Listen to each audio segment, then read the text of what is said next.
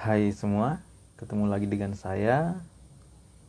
Kali ini saya akan menceritakan pengalaman saya ketika mengikuti sidang online, yakni sidang tesis di Universitas Pajajaran.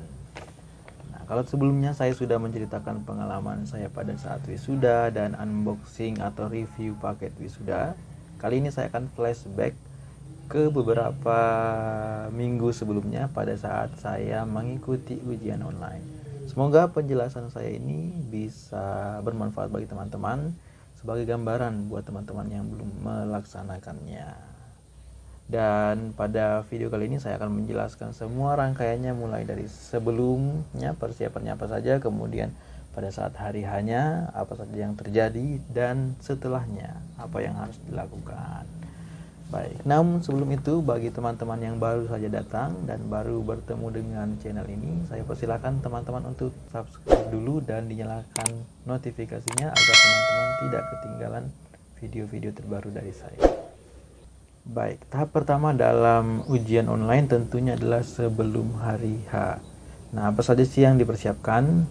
Yang pertama tentunya kemarin saya sudah menyelesaikan semua pertesisan saya sudah melakukan penelitian, kemudian melakukan pelaporan hasil penelitian dan menuliskannya menjadi sebuah tesis, revisi berkali-kali, kemudian mendapatkan persetujuan dari kedua dosen pembimbing.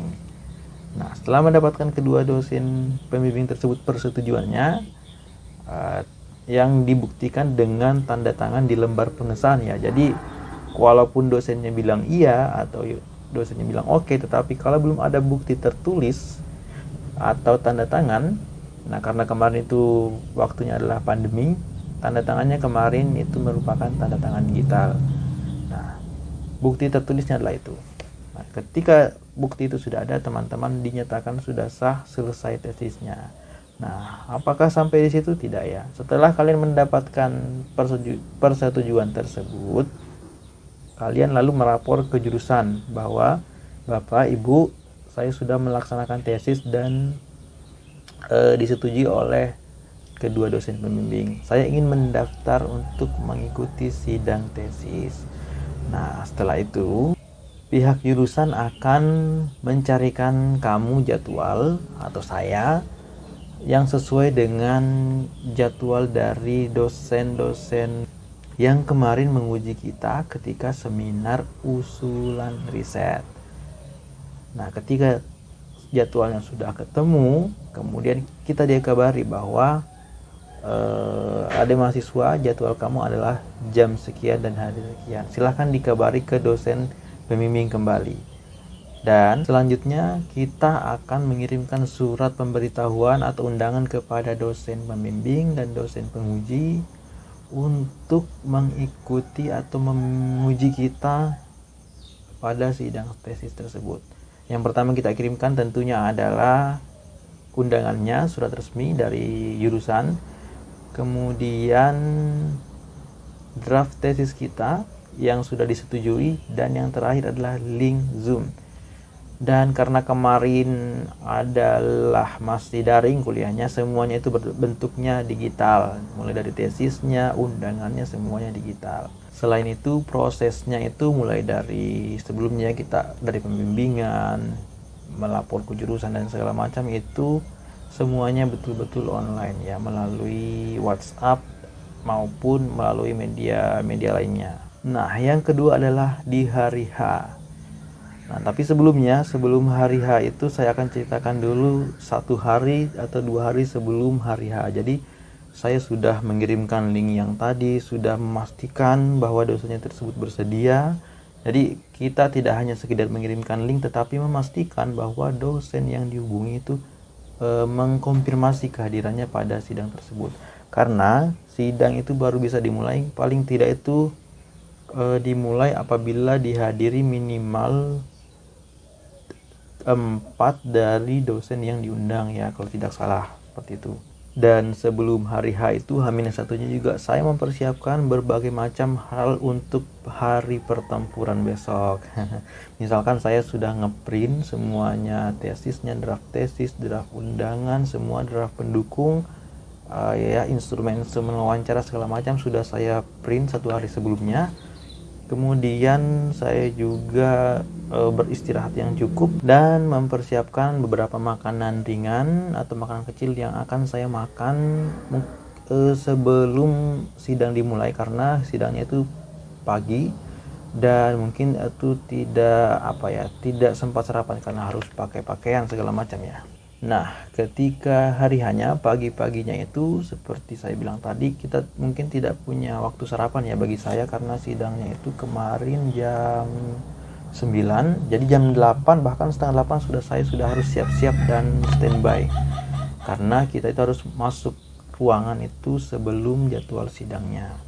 Nah, setelah itu saya juga mempersiapkan beberapa peralatan yang untuk jaga-jaga, misalkan semua chargeran, HP cadangan. Nah, HP itu saya gunakan buat apa? Saya gunakan untuk sebagai backup, karena ujiannya kan kemarin melalui Zoom ya. Jadi saya utamanya itu connect di komputer, saya join kepada ruangan Zoom-nya. Nah, tapi saya juga join menggunakan HP saya untuk jaga-jaga, siapa tahu laptopnya tiba-tiba mati atau apa, kita kan tidak tahu ya. Jadi sebagai backup, jaga-jaga saja. Nah, selain itu saya juga mempersiapkan backup dari segi internet. Kemarin saya menggunakan wifi dari kosan, tetapi saya juga sudah membeli paket data sebelumnya yang cukup besar untuk mengantisipasi kalau wifi-nya mati atau listriknya mati atau segala macam. Intinya saya mempersiapkan semua plan A, B, C, mungkin sampai plan E kemarin ya saya persiapkan. Nah, selain itu saya juga mempersiapkan minuman atau mungkin makanan ringan yang sebagai jaga-jaga saja apabila nanti di tengah-tengah saya tiba-tiba kehausan atau dan segala macam. Tapi apakah nanti dimakan atau tidak itu urusan belakangan. Yang jelasnya kita semuanya mempersiapkan segala macamnya. Dan diusahakan kita tidak meninggalkan depan layar laptop kita. Jadi makanya semuanya sudah harus ada di depan kita, sekitar kita. Apalagi kemarin saya sendiri, jadi tidak bisa minta tolong sama siapa-siapa ya. Jadi istilahnya semuanya dipersiapkan, yang kira-kira dibutuhkan, yang agak dibutuhkan, semuanya sudah sedia di samping kiri kanan saya. Nah, kemudian jam 9 lewat kemarin itu akhirnya sidang pun dimulai. Saya kemudian presentasi selama 15 menit ya, itu pun saya rasa masih kurang ya. Oh ya, saya tadi lupa menambahkan bahwa H-1 itu saya melakukan simulasi ya, simulasi presentasi. Kemarin saya ganti-gantian dengan teman saya, jadi ya nanti untuk tips itu saya bahas di belakang. Intinya kemarin saya presentasi sehingga pada saat sidang tesisnya hari hanya kemarin saya bisa menggunakan waktu ya hampir ya lebih dikit lah ya, hampir 16 menit kemarin. Nah, ya ujian sesungguhnya itu baru dimulai setelah saya mengucapkan sekian dan terima kasih. Nah, kemudian masing-masing dosen, baik itu dari dosen penguji maupun dosen pembimbing, memberikan pertanyaannya atau pengujiannya kepada saya. Dan alhamdulillah kemarin saya bisa memberikan jawaban yang cukup memuaskan. Tentunya ada sedikit masukan dari beberapa dosen dan akan diperbaiki, direvisi. Tetapi secara umum saya bisa menjawabnya dengan cukup memuaskan dan bisa dinyatakan lulus. Nah, setelah semua ujian tadi, dosen pun meminta waktu sekitar 5 menit dan mengumumkan hasilnya. Dan seperti yang saya bilang tadi, saya dinyatakan lulus dan ya betul-betul sangat mendebarkan. Bahkan saya sampai pada saat itu sampai tidak bisa berkata apa-apa, sangat ekspresif waktu saya pada saat itu di depan kamera, sampai-sampai saya lupa kalau banyak yang menonton saya. Mengikuti proses pengujian, kami memperoleh kesimpulan bahwa saudara Fuad Nasir dengan NPM 2101201900005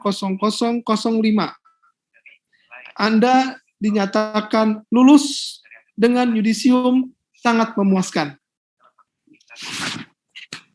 Ya. Selamat ya buat Fuad. Selamat Fuad. Karena perjuangannya itu sangat-sangat luar biasa ya. Mungkin nanti saya akan buat video terpisah untuk menceritakan pengalaman perjuangan tesis saya, apalagi di masa online seperti ini. Setelah pengumuman itu, setelah seremonial senang ya, saya sangat senang. Kemudian saya dan para dosen berganti-gantian memberikan pesan. Tentu saja dosen memberikan pesan, kalau saya memberikan ucapan terima kasih yang sebanyak-banyaknya kepada semua dosen yang hadir pada saat itu. Saya sangat bersyukur karena saya bisa lulus, dan sangat memohon maaf juga kepada mereka karena selama pembimbingan saya juga melakukan mungkin sedikit kekhilafan atau kekeliruan. Nah, setelah sidang online apa yang dilakukan ya tidak ada. Ya sebenarnya ada. Setelah sidang online itu yang kita lakukan tentunya adalah beres-beres, kita kembali merapikan semuanya. Kemudian yang berhubungan dengan administrasi, saya harus secepatnya melaksanakan revisi. Jadi kita tidak bisa setelah ujian enak-enak ya bebas, tapi kita harus melaksanakan revisi yang tadi telah diperbaiki oleh dosen-dosen itu maksimal selama 30 hari. Jadi setelah sidang offline apa yang dilakukan? Ya kembali lagi kita harus menulis dan memperbaiki tesis kita hingga disetujui oleh dosen. Oh ya, ada lembar persetujuan yang diberikan kepada kita yang harus kita sediakan. Kita bisa milih jurusan